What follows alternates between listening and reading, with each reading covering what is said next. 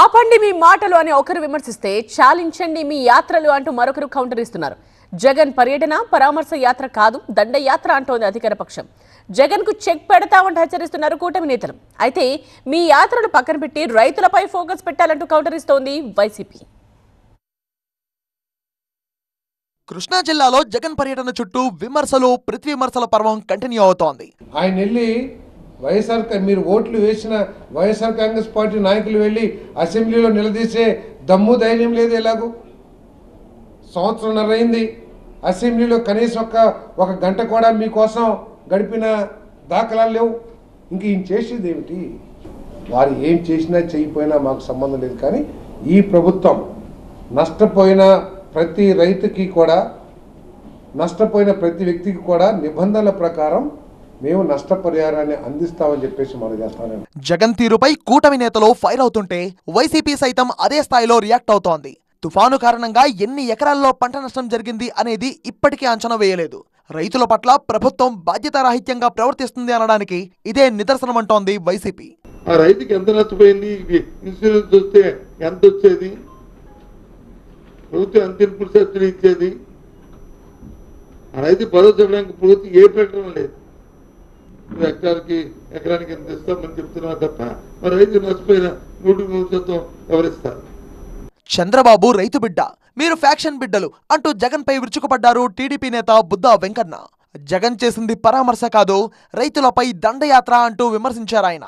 చంద్రబాబును విమర్శించే స్థాయి జగన్దే కాదని అంటున్నారు బుద్దా వెంకన్న. రైతుల దగ్గరికి వెళ్ళేటప్పుడు పూలు ఇసిరించుకోవచ్చండి. ఎవరని ఇసురుతారా పూలు?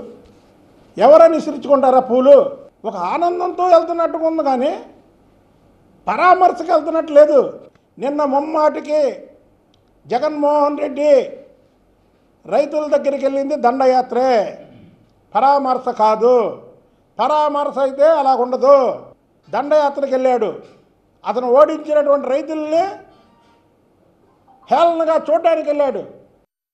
రైతు కన్నీరు పడుతుంటే ఏమాత్రం పట్టనట్టుగా కూటమి పెద్దలు యాత్రలు చేస్తున్నారంటూ విమర్శించారు మాజీ మంత్రి చెల్లుబోయిన వేణుగోపాల్. పైగా తమ తప్పులను కప్పిపుచ్చుకోవడానికి డైవర్షన్ పాలిటిక్స్ చేస్తున్నారంటూ మండిపడ్డారు.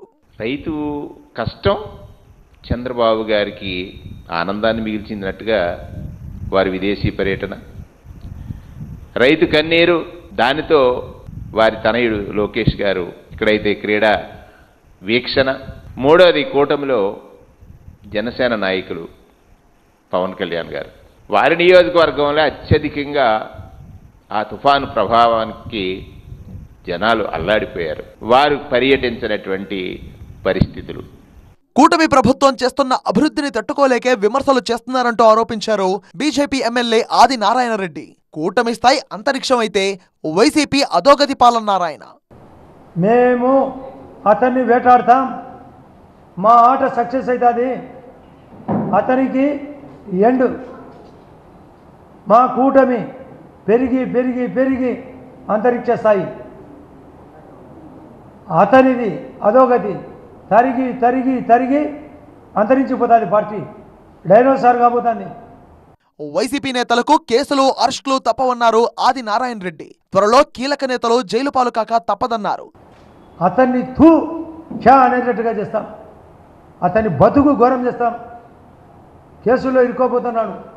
మొత్తంగా ఫార్మర్ ఫీల్డ్ చుట్టూ పొలిటికల్ వైల్డ్ ఫైర్ కంటిన్యూ అవుతోంది.